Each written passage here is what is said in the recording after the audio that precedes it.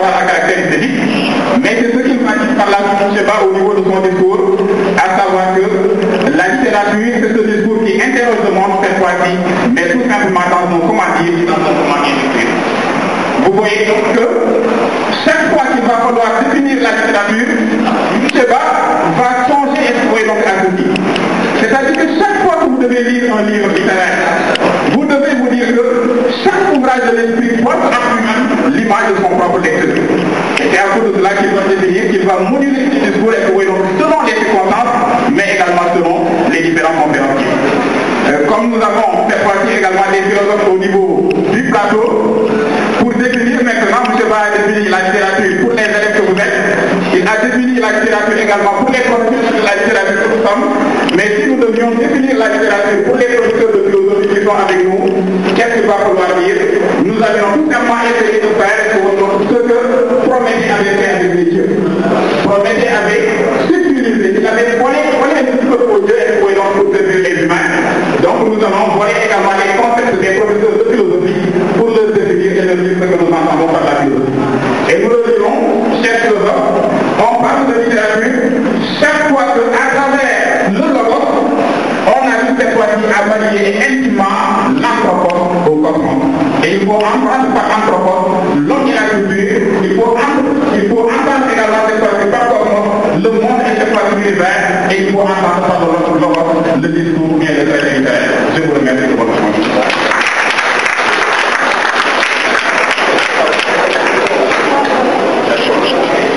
Bien, ceci étant dit, nous allons donner la parole à M. Diallo, cette fois-ci, l'intendant du lycée.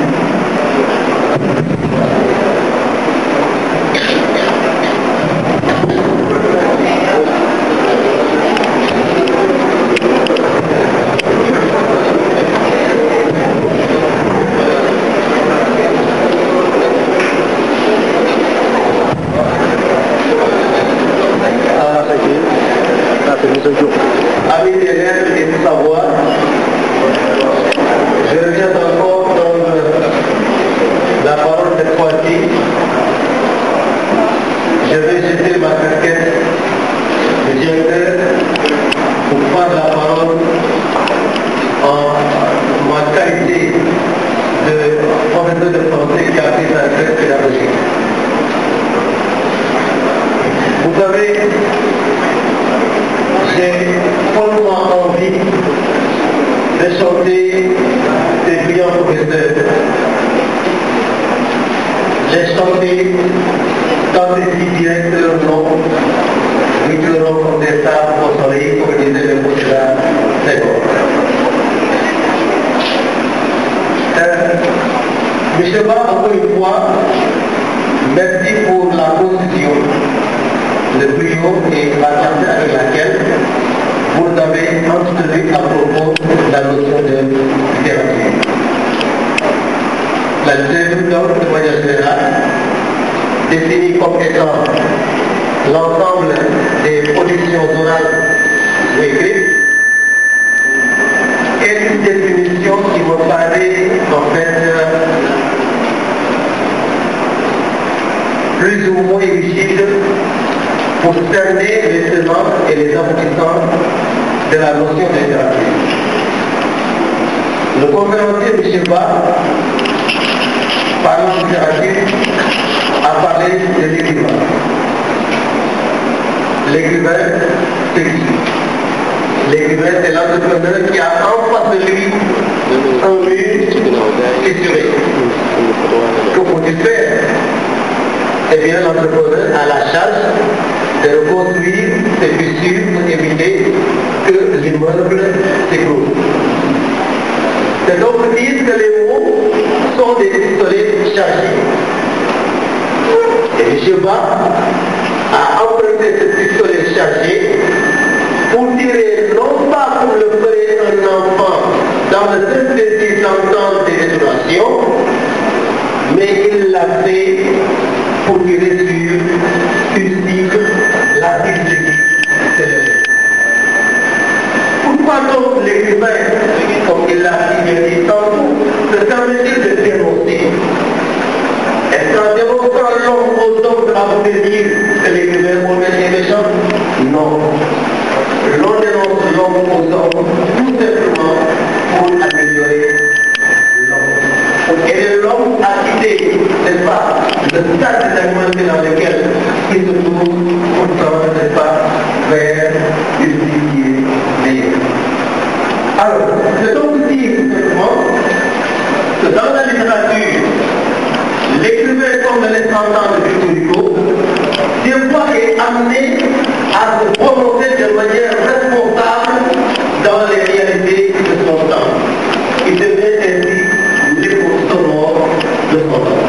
Et je crois que le message de M. Barr, qui a bravé encore une fois des centaines de kilomètres, en bravant ses risques, il a complètement partagé avec vous cette notion d'usage qui constitue en tout cas un éveil pour la conscience humaine.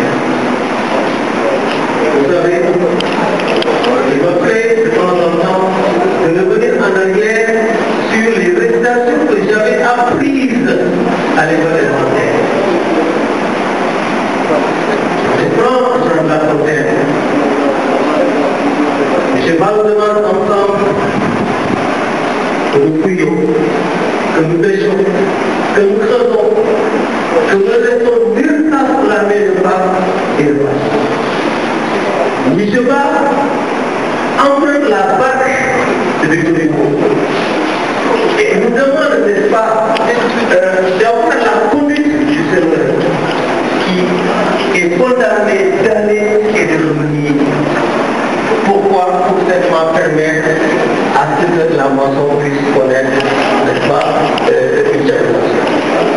D'ailleurs, le président du club d'étranger de philosophie a posé des doléances que nous acceptons et nous sommes prêts effectivement à vous appuyer pour tout ce qui progresse, pour tout ce qui pousse, n'est-ce pas, le cours que nous sommes, en particulier l'éducation attend de manière générale au sommet, n'est-ce pas, au signe de la performance et de l'excellence. Mais je puis déjà lui dire, puisque nous avons entendu la présence des philosophes, pourquoi ne pas déjà mettre au programme de votre association une rencontre des philosophes et des littéraires? Je crois bien que ce serait en fait un cadre technique élevé de parler de littérature et de philosophie. Ce serait en tout cas à mon sens un panel assez intéressant. C'est pour vous dire donc tout simplement, chers apprenants, on ne peut pas parcourir une longue distance pour venir s'amuser. Mais je crois bien que ce sujet dont est si bien développé par M. Barr, dans la clarté, devrait rester dans le mémoire d'apprenant. Et c'est si alléchant que j'ai envie très sincèrement de prendre la première de vous permettez donc, en tout cas, M. Barr, et c'est là ma conviction que là, en fait, vous avez la disponibilité de professeurs qui sont prêts, n'est-ce pas, à vous accompagner dans la marche réversible vers les sommets. Michel Gomm, éminent professeur de philosophie, n'a jamais cessé de vous parler de cette pierre, n'est-ce pas, que l'on hisse au sommet, étant entendu qu'une fois arrivé au sommet, elle va retomber. Ça, je vous l'apprends pas. Mais en tout cas, chers apprenants, je crois que quand j'ai entendu parler de jeunes gens, j'ai compris en fait que c'est la plaisir. C'est la plaisir quoi. En tout cas, quand j'étais élève, je ne savais pas ça. Donc, et lorsqu'on présente un ouvrage produit par le conférencier, mais je n'ai pas livré le web pour m'en accaparer. Ces deux ouvrages sont là. C'est pour dire combien nous devons prier, combien nous devons souhaiter que M. Barr vive longtemps. Et pour cela, je ne manquerai pas en bon dialogue à lui envoyer perpétuellement ce dont il raffole à savoir les actes de Yévé. Merci.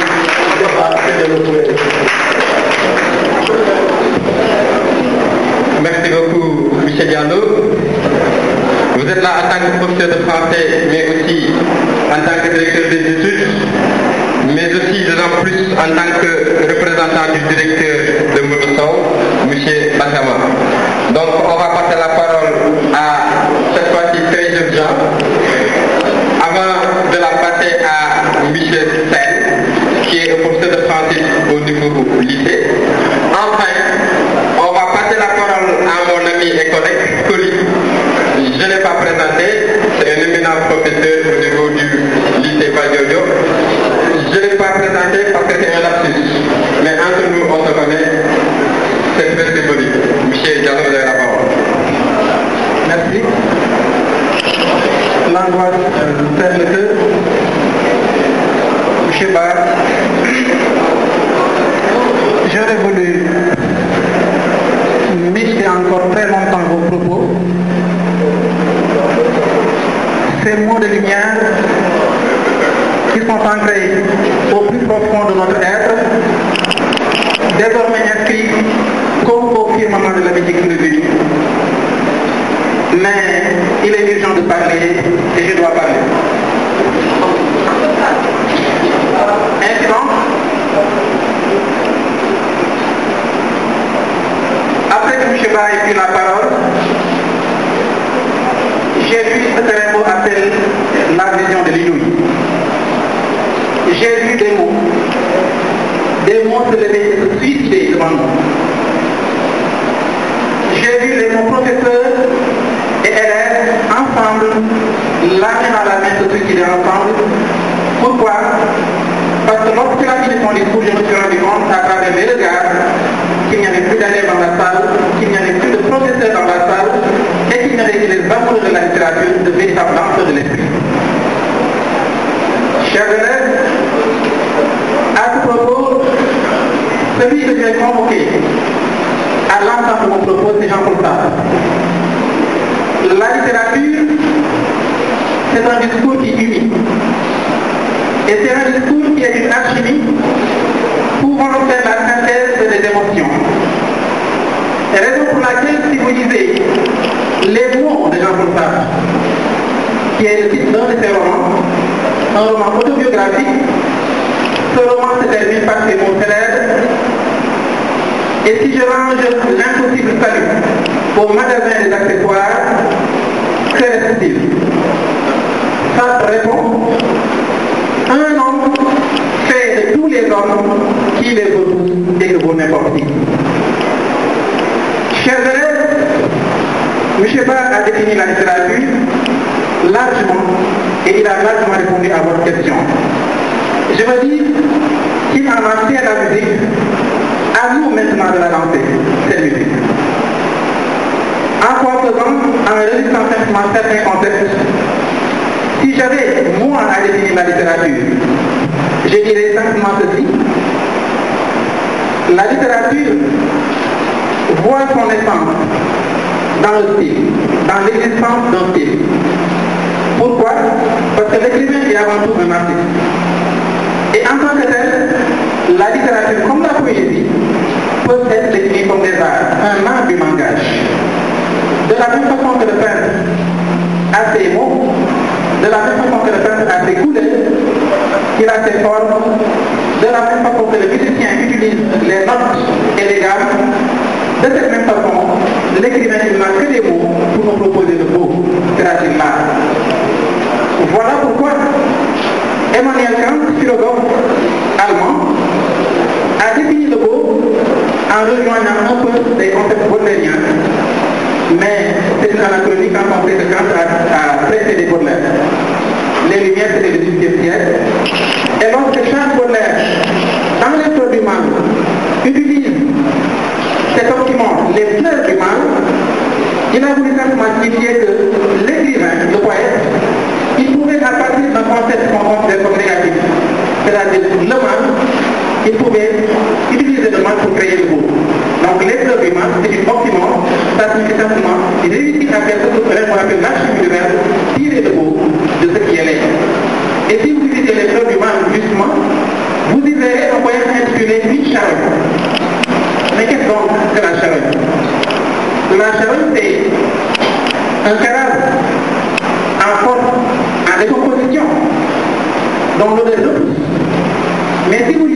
le poème Une charogne, Baudelaire a su, avec les mots, créer un poème dont la beauté a traversé les âges et qui aujourd'hui encore émeut ses lecteurs. Dans ce même recueil, Lecteur du mal, le dernier vers de ceci, le poète dit: Seigneur, tu m'as donné ta bouche et j'en ai fait de l'or. Pour dire simplement que l'artiste, l'écrivain, il n'a que son style, il n'a que les mots. Et à ce propos, Gustave Flaubert, écrivain français, auteur de Madame Bovary, que vous étudiez en première, Flaubert disait: le style, c'est l'homme.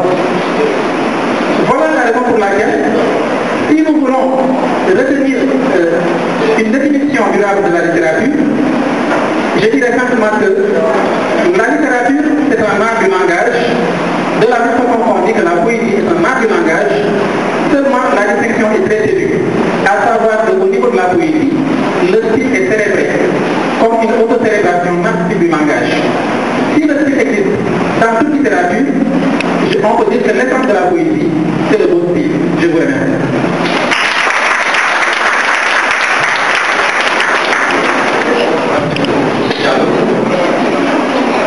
Merci beaucoup, M. Diallo. M. Sen, vous avez la parole.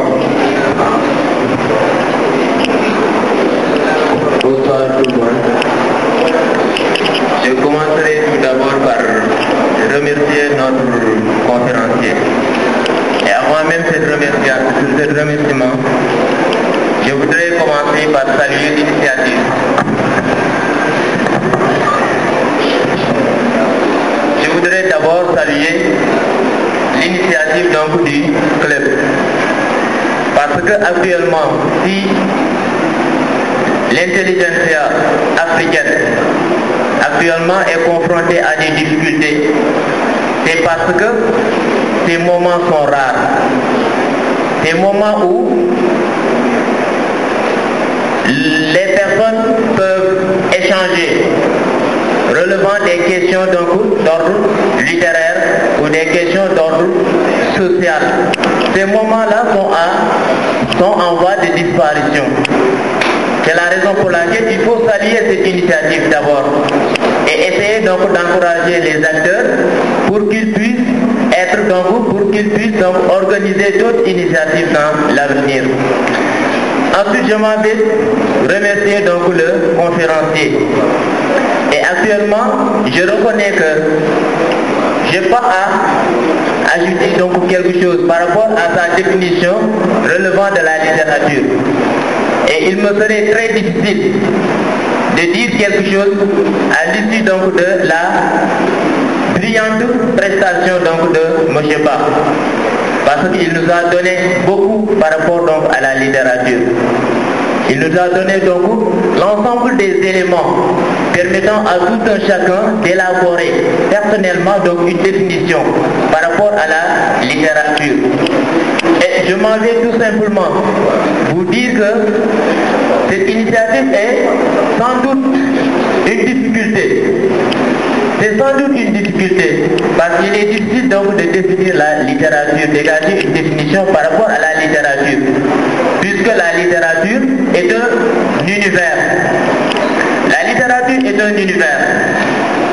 Et quand par exemple vous voulez comprendre l'univers français, il faut faire une petite promenade à travers la littérature française pour comprendre que la littérature est un univers.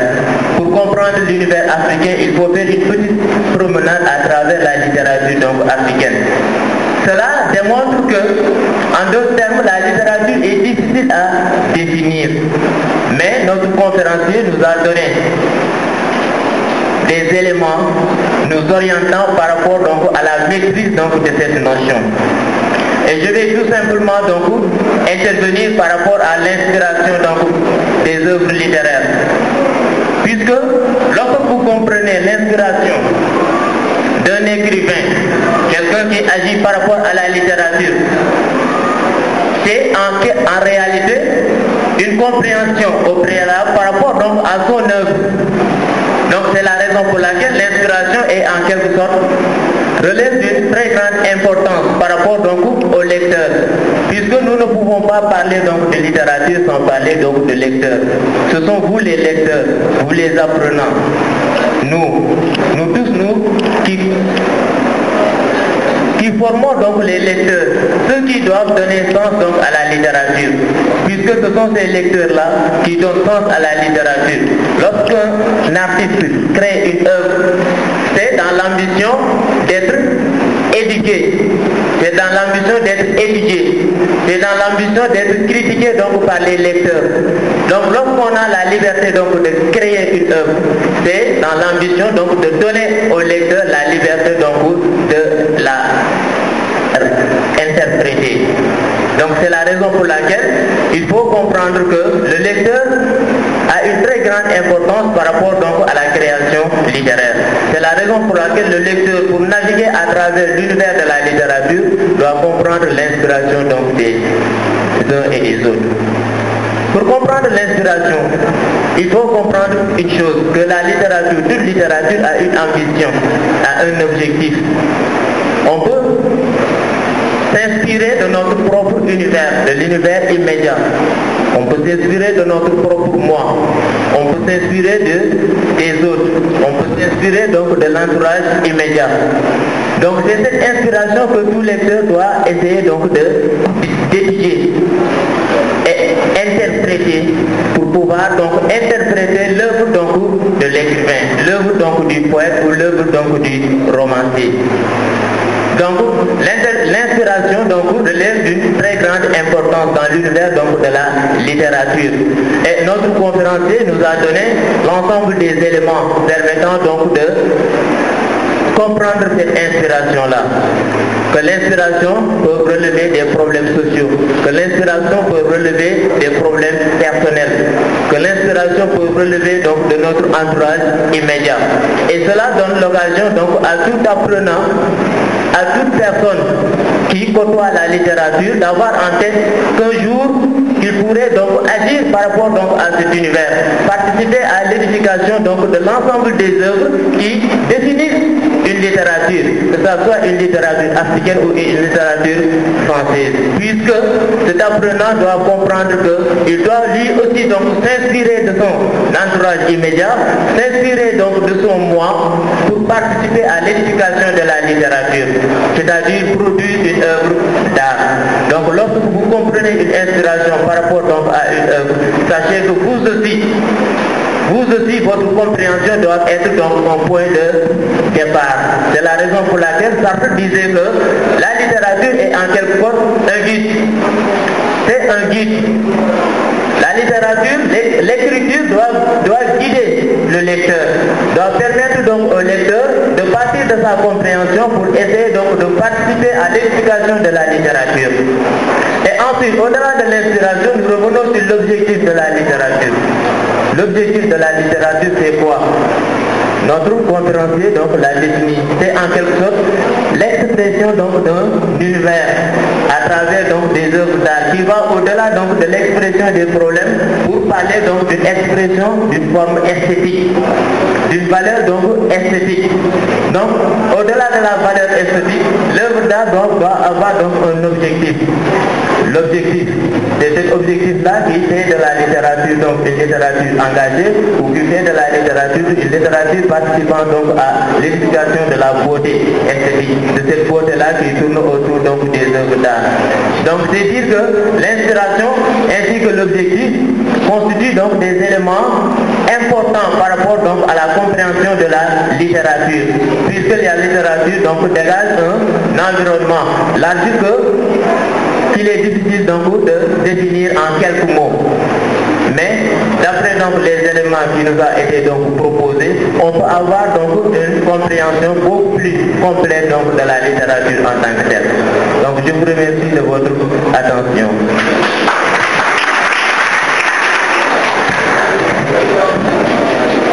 Monsieur Colli, vous avez la parole.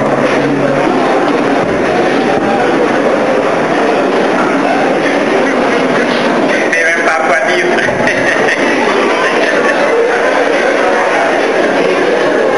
Mais avec beaucoup de... La réplique que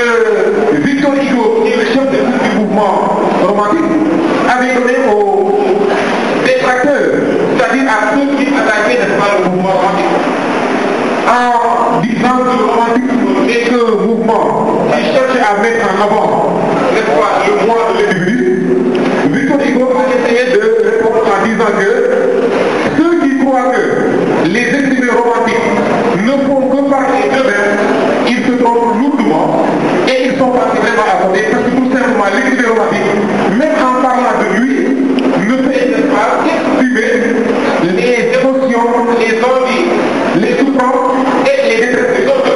Donc l'écrivain romantique, à travers son jeu, il y a un loup, n'est-ce pas? Derrière le jeu de l'écrivain romantique qui parle, il y a la communauté entière. Je prends l'exemple de Hugo qui a perdu dans les conditions que vous connaissez sa chère fille de Pauline. Donc sa fille est morte par noyade quelques semaines tout simplement après son voyage. Et Victor Hugo a écrit les contemplations pour lui rendre hommage. Mais cette œuvre poétique d'un père qui a perdu, n'est-ce pas, sa fille, ce n'est pas seulement la production littéraire de notre Hugo. Derrière Hugo, il y a tous les pères qui ont perdu l'espagnol dans les conditions que je viens de dire. Donc voilà un peu ce qu'Hugo a voulu exprimer par là. Il a voulu essayer de montrer qu'il ne faut pas, en tout cas, s'en prendre aux écrivains romantiques parce que tout simplement, ils le mettent en avant le jeu. Il faut essayer, en tout cas, d'être assez intelligent pour voir derrière le jeu un loup collectif, c'est-à-dire, n'est-ce pas, une expression de la communauté tout entière. Toutes les souffrances qui ont été, en tout cas, endurées par les poètes romantiques ont été endurées aussi par des personnes qui ne sont rien d'autre que des citoyens lambda. Et comme le disait si bien le grand Montaigne, n'est-ce pas, il disait que chaque homme porte en lui la forme entière de l'humaine condition. Donc ce que j'écris en tant qu'écrivain n'est que l'écho de l'ensemble, n'est-ce pas, des malheurs, des souffrances, des joies et des peines que les autres, n'est-ce pas, sont censés vivre. Donc voilà un peu la chose pour laquelle je ne suis pas fondé à croire que par exemple les lecteurs ou bien les observateurs peuvent avoir une certaine haine vis-à-vis des poètes romantiques. Parce que tout simplement, ils sont là pour exprimer les besoins et les aspirations de toute une communauté. Donc il n'y a pas de fait dans la demeure, il y a une sorte, n'est-ce pas, d'introspection, une sorte de plongée en soi qui permet à l'écrivain de sortir, n'est-ce pas, des émotions, des envies et des souffrances qui sont censées être aussi, n'est-ce pas, celles de tous les autres. Donc voilà un peu la raison pour laquelle je crois que quelqu'un qui est intelligent et qui aime la littérature telle qu'elle est ne peut pas en tout cas se prendre comme étant l'ennemi du romantisme. Le romantisme est la meilleure manière, je crois, de dire le monde et de dire ce qu'on est. Donc voilà un peu la réponse que je voudrais donner à ce niveau-là. Maintenant, bien évidemment, si les autres peuvent ou bien veulent compléter, ils vont le faire tout à l'heure. Alors maintenant, il y a aussi la question de la fille soirée. Elle pose la question, non, elle a donné une citation de Senghor qui parlait à son ami Cédère en lui disant que si tu n'avais pas écrit, tu allais tomber dans la folie. Puis tu allais y laisser la vie. Mais c'est vrai, je vous renvoie à un texte essentiel de notre littérature nationale, à savoir Il Silombrem. Si vous lisez le début, l'incipit, comme on dit en termes techniques, l'incipit de ce roman, les premiers mots de ce roman, n'est-ce pas, Ramatoulaye dit à Aïssatou, je t'appelle 3 fois, une longue pratique de la vie m'a appris que la confidence soit la douleur. Cela veut dire que parler, c'est se confesser quoi. Parler, c'est sortir, n'est-ce pas, ce qu'on a de plus profond en soi. Parler, c'est tout simplement, en tout cas, une forme de thérapie. Parler, c'est comme, en tout cas, prendre tout son temps pour aller voir le médecin et lui dire que je souffre de telle chose ou bien telle autre chose. Donc, le fait, n'est-ce pas, que Aimé Césaire aurait pu périr s'il n'avait pas, en tout cas, pris la parole à l'époque pour écrire le fameux cahier de retrouver. C'est vrai, parce que tout simplement, vous savez ce qui a poussé, ce qui a essentiellement poussé Césaire à écrire ce cahier-là. Je vais vous le dire. Dans le cahier de retour au pays de Sall, il y a, n'est-ce pas, une partie, une séquence qui parle du nègre du travail. Cela veut dire que Césaire, un jour, lorsqu'il était enfant, en ce moment-là, il voulait encore être un blanc. Il avait envie, en tout cas, de s'assimiler, d'être un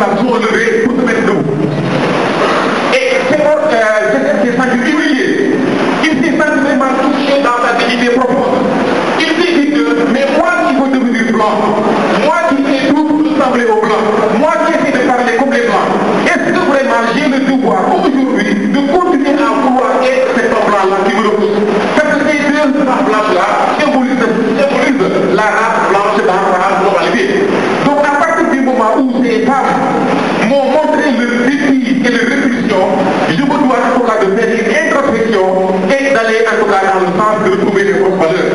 Et ça, c'est la poussée à créer de retour au paysage. Et n'oubliez pas qu'à l'époque, avant d'écrire créer de retour au paysage, n'est-ce pas, Césaire écrivait comme Baudelaire, Césaire écrivait comme Hugo, Césaire écrivait des poèmes qui ressemblaient à ceux de Lamartine. Donc il faisait en tout cas de la copie, quoi. Mais ce jour-là, à partir du moment où véritablement il a vécu, n'est-ce pas, cette indignation, il a jugé utile de retourner à ses propres sources. Il a procédé à une prise de conscience qui lui a permis, n'est-ce pas, de commencer une véritable littérature nègre. C'est pourquoi il dit quelque part que j'ai commencé à faire de la poésie quand j'ai tourné le dos à la poésie. Donc j'ai commencé à faire de la vraie poésie lorsque j'ai tourné le dos de la poésie, n'est-ce pas, Dada. Donc à ce moment-là, il a commencé la rédaction du créé de retour au paysage. Donc ça, c'est donc lui dit que mon ami, si tu n'avais pas écrit à l'époque, il allait mourir. C'est vrai, il allait mourir non pas physiquement, mais de façon en tout cas symbolique. Parce que tout simplement, il avait des choses à dire. Et ces choses-là sont des choses essentielles. Il ne pouvait pas les garder. S'il les avait gardées en lui, il risquait en tout cas d'exploser. Et donc, par ce qu'on faisait, je crois que en tout cas, la précision de vis-à-vis de son ami est une précision qui est tout à fait pertinente. Alors, il y a aussi la question de Mohamed Faye, si je ne me trompe pas, qui pose la question de savoir pourquoi dit-on que le surréalisme fut la plus formidable supercherie littéraire. Bon, et la question peut être comprise dans deux sens, parce que supercherie, cela veut dire tricherie, voilà, escroquerie, quoi, quelque part. Bon, pourquoi peut-on dire que donc le surréalisme a été la plus grosse escroquerie littéraire, n'est-ce pas, de tous les temps? On peut comprendre cette question sous un double angle.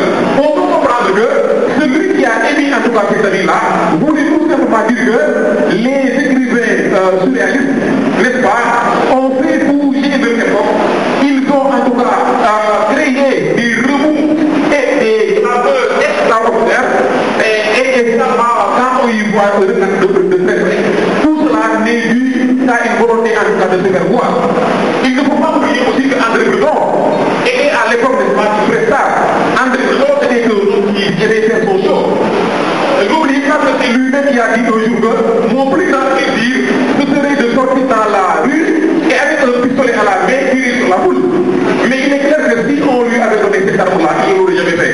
C'est quelqu'un qui avait le sens inouï de la provocation. Donc voilà la raison pour laquelle, quelque part, on peut considérer que tout ce que faisaient, n'est-ce pas, les surréalistes, c'était en tout cas des formes de plaisanterie, c'était des formes, n'est-ce pas, de provocation, mais au fond, il n'y avait absolument rien.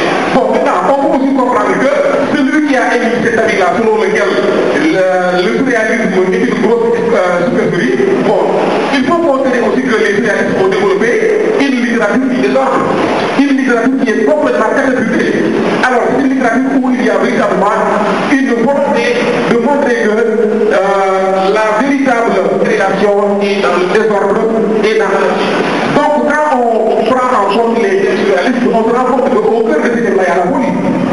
Mais derrière cette police-là, dont ils ont fait la promotion, il y a, n'est-ce pas, une lucidité extraordinaire. N'oubliez pas qu'il n'y a pas quelqu'un qui soit lucide, n'est-ce pas, que les écrivains surréalistes. Ils sont lucides, ils sont, n'est-ce pas, à un degré suprême. Mais pour véritablement déranger leur siècle et déranger leur époque, ils ont voulu faire des choses qui dérangent tout le monde.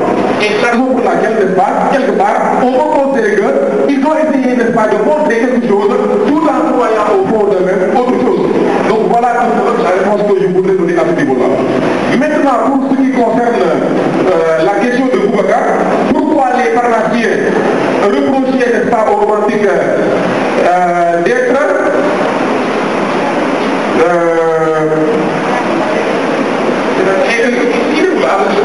celui qui a posé la question, est-ce que vous avez la poser? J'ai un peu... Pourquoi les pharmaciens concevaient donc le romantisme comme étant une littérature technique? Bon, en fait, là je voudrais tout simplement rappeler une chose, et ça c'est très important.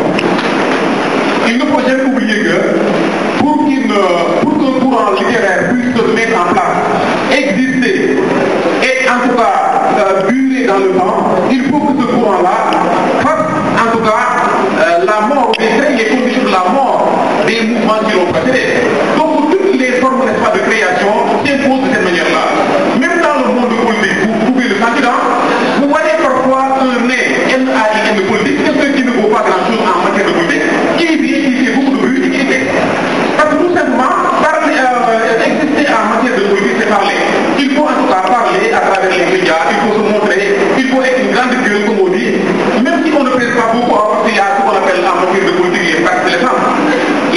parti où il n'y a que moi, mes enfants et papa.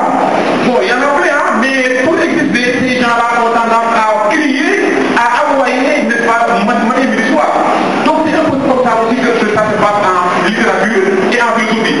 Donc quand on trouve en place, en tout cas, un courant, pour en tout cas pouvoir créer un autre courant, il faut en tout cas abattre le courant qui est déjà là. Et pour le combattre, on n'a pas pour parfois des adames, hein, on n'a pas des adames. Donc on combat ce courant-là avec des armes parfois illégales.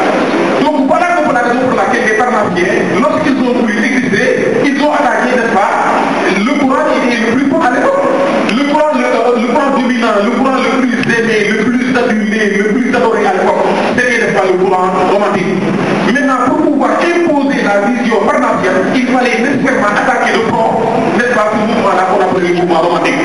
Donc, c'est la raison pour laquelle le comte de Lille et tout ce qui était autour de lui ont cherché en tout cas à salir la création et les inventions, n'est-ce pas, des poètes romantiques. Mais vous savez très bien que Victor Hugo,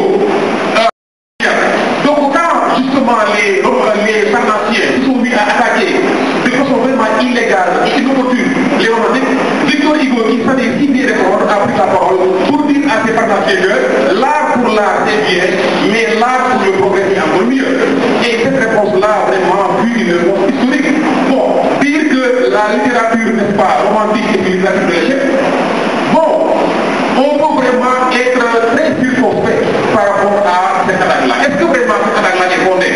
Est-ce que vraiment, n'est-ce pas, le mouvement romantique n'a développé, n'est-ce pas, une forme d'échec du point de vue de sa création, du point de vue de ses inventions? Je crois que le romantique a beaucoup apporté. Et jusqu'au moment où nous parlons, il y a tellement de courants qui sont nés après le courant romantique, mais on se rend compte aujourd'hui à cause que le romantique n'est pas encore mort. Même parmi vous, les élèves qui essayez parfois de faire de la poésie, votre premier réflexe, parfois en faisant de la poésie, c'est de raconter votre propre moi. Vous ne faites pas, n'est-ce pas, de la poésie pharmacienne, vous ne faites pas de la poésie réelle, vous faites de la poésie romantique. Vous parlez de vos sentiments purs, de votre intimité. Vous essayez en tout cas d'apporter sur le marché public, n'est-ce pas, la marchandise que représente vos sentiments. Donc voilà un peu la raison pour laquelle, malgré toutes les attaques féroces que les romantiques ont réussi à travers l'histoire, aujourd'hui encore, on se rend compte que ce mouvement-là existe, perdure et a des chances encore d'exister dans l'histoire et dans la vie. Donc voilà la raison pour laquelle moi je suis fondé à croire que même s'il y a beaucoup de gens à l'époque qui ont dit que le romantisme est un mouvement de l'échec, bon, on peut en tout cas me concéder le droit d'attaquer, mais on ne peut pas forcément être d'accord avec eux.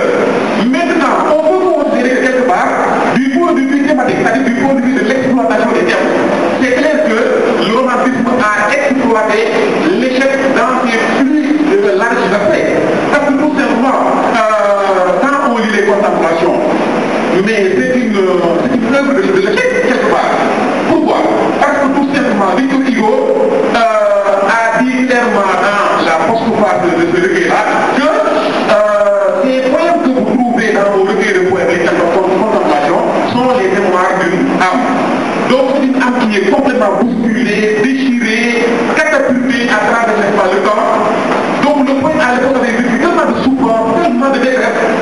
Il y avait la trahison de sa femme qui avait laissé pour aller vivre de façon très large avec son propre famille, qui s'appelait Saint-Beuve, donc ce frère-là.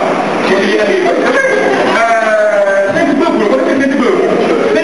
Saint-Beuve est l'ami intime de Hugo. L'ami intime, c'est qui est un écrivain, mais en même temps aussi l'ami intime de Hugo.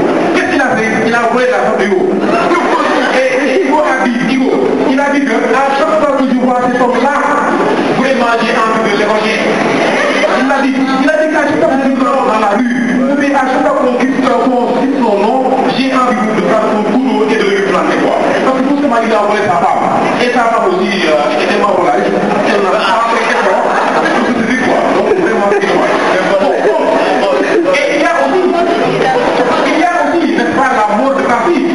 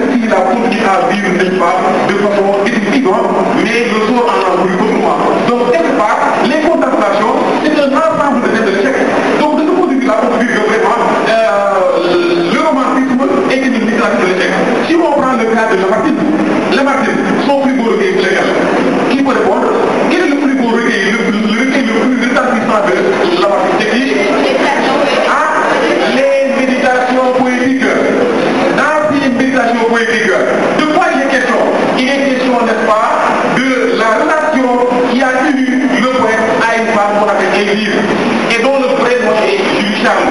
Donc cette femme-là que le poète a rencontrée, il a aimé, ils ont eu en tout cas à faire un temps ensemble, à s'aimer, à sauver. Ils ont fait de pas des promenades, des villégiatures, mais à un certain moment, la femme était allée se soigner à Paris et elle meurt, n'est-ce pas, au cours de ses soins. Et cela va profondément bouleverser le poète. Et c'est ça l'objet, n'est-ce pas, de son recueil de poèmes, les messages poétiques. Donc là aussi, on a une littérature de l'échec. Si vous prenez le cas, n'est-ce pas, de Musée, mais qu'est-ce qui l'a poussé à écrire son plus beau recueil de poèmes, les nuits? Qu'est-ce qui l'a poussé à le faire? Mais c'est parce que tout simplement, il a été trahi par une femme qu'on appelle Georges Sand. Georges Sand était sa bien-aimée, ils vivaient ensemble, mais à un certain moment, Georges Sand lui a tourné le dos et elle est vivre avec son médecin. Est-ce que vous voyez? Donc c'est ça qui a poussé, n'est-ce pas, le Musée à écrire, n'est-ce pas, les nuits. Donc tout cela pour dire que, quelque part, du point de vue des thèmes, n'est-ce pas, les romantiques ont exploité l'échec dans ses plus grandes profondeurs, et ça c'est absolument vrai. Mais dire que le courant en tant que tel fut un échec, ça vraiment c'est quelque chose qu'on ne peut pas forcément cautionner. Alors maintenant, l'autre question c'est, je crois, à quoi pourrait bien nous servir la littérature? Non, c'est-à-dire, la littérature, c'est avant tout une forme, n'est-ce pas, de nourriture spirituelle. Lire, c'est une manière, en tout cas, de retrouver la sérénité.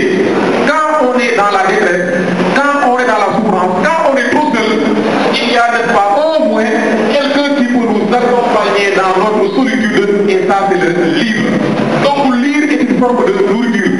Lire, c'est en tout cas mieux voir le monde. Lire, c'est mieux comprendre. Lire, c'est voyager. Lire, en tout cas, c'est tendre la main aux autres, parce que la lecture, n'est-ce pas, est une forme de générosité. La création est une forme de générosité. Quand je parle au monde entier, je parle à des lecteurs que j'ai jamais rencontrés et que je n'ai peut-être pas la chance de rencontrer une fois dans ma vie. Mais en écrivant, j'ai la chance, n'est-ce pas, d'atteindre les foules les plus immenses qui sont dans d'autres pays. J'ai la chance, en tout cas, de parler aux anonymes. Et c'est la raison pour laquelle écrire et lire sont deux faces, n'est-ce pas, d'une même réalité qui se complètent tout en donnant à l'homme sa véritable patrie, c'est-à-dire la patrie, n'est-ce pas, de l'éternité.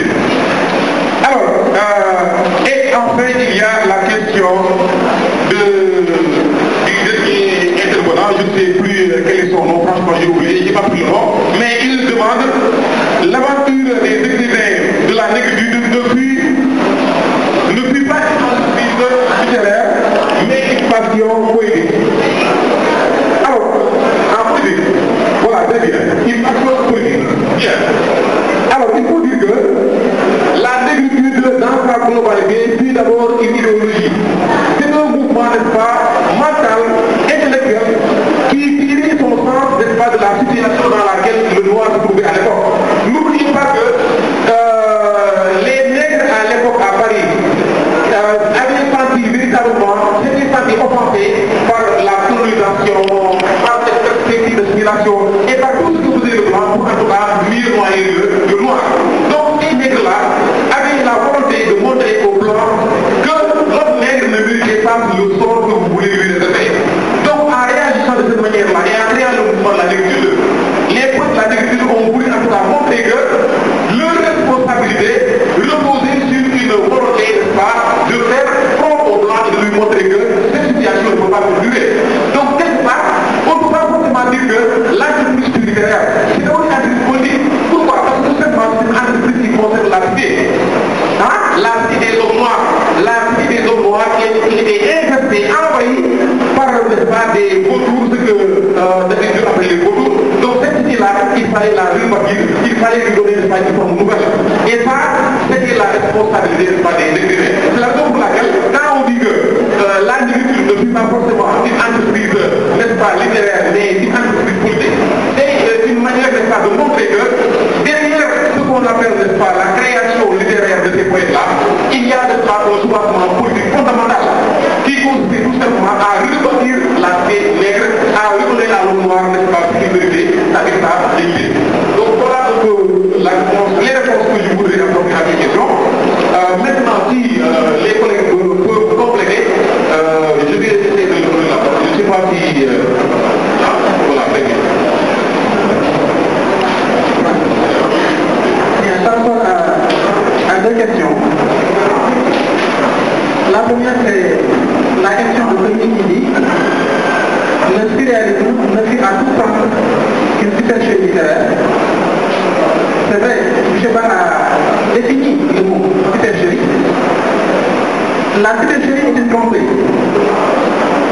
une escroquerie communiquée. Alors, dans la pratique, les écrivains surréalistes ont dit qu'ils ne souscrivaient à aucune forme d'ordre. C'est-à-dire donc, qu'en écrivant, ils cherchaient le désordre. Ils mimaient la folie. Mais, une question, pour une bonne question, est-ce qu'on peut faire de l'art sans réfléchir? Est-ce qu'on peut faire de l'art sans utiliser la raison? Est-ce qu'on peut faire de l'art sans l'utilité?